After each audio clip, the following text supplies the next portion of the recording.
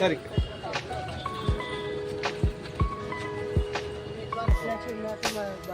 Press होत नव्हतं. 2 ठिकाणचे जे आहे मशीन चेंज करायला त्या ड गटातलं जे आहेत ना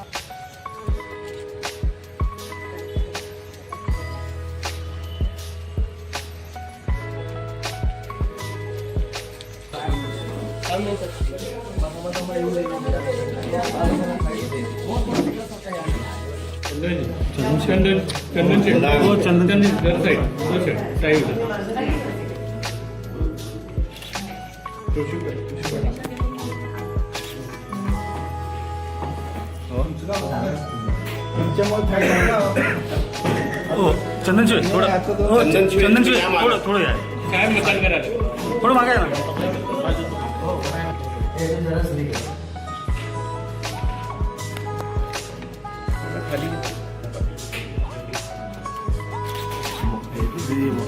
खाली घेतलं नाही तर मोबाईल डोकं याला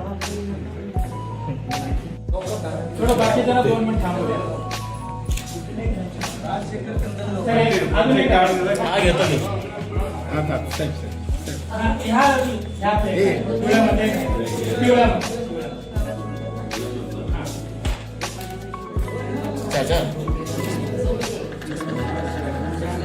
कोड दाखवा मतदान केलं खाली खाली हा बस साईनकडे बघत तर मतदानाचा अधिकार आपण बजावलेला आहे. तर देशाचे केंद्रीय गृहमंत्री जरी राहिले असला पण रस्त्यातले गल्ली बोळातले प्रश्न सोडवणे नगरसेवक असतात, त्यासाठी मतदान आपण अधिकार बजावला. काय भावना आहेत? लोकशाहीमध्ये हा एक मतदानाचा हक्क प्रत्येकाने बजावला पाहिजे. मग ते खासदारकीचा असो, आमदारकीचा असो किंवा जिल्हा परिषद असो किंवा महानगरपालिकेचा असो.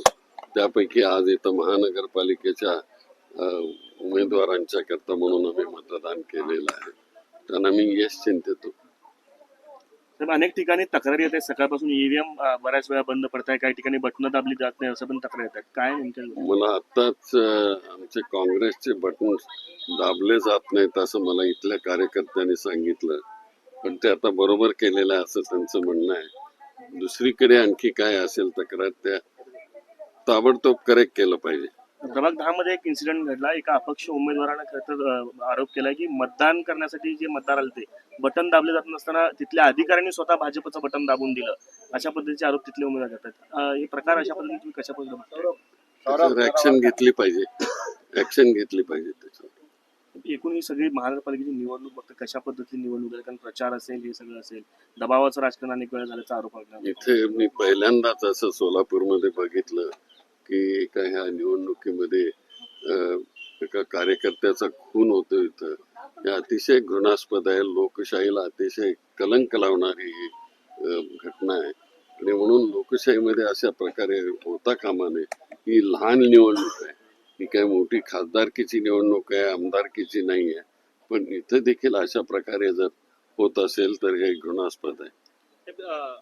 अनेक उमेदवार जे आहेत विरोधी पक्षातले त्यांचा आरोप आहे की आम्हाला खूप त्रास दिला जातोय, पोलीस आणि सगळ्यांचा दबाव वापरला जातोय, आमचे कार्यकर्ते नेऊन दिवसभर बसवत आहेत. कुठेतरी हे सगळं दबावाचं राजकारण आहे आणि काय एकंदरीत आपली प्रतिक्रिया आहे त्यावर? दबावाचं थोडस राजकारण आहे असं मी ऐकतोय. तर आता ते सगळे चौकशी केली पाहिजे नंतर. Sir thank you.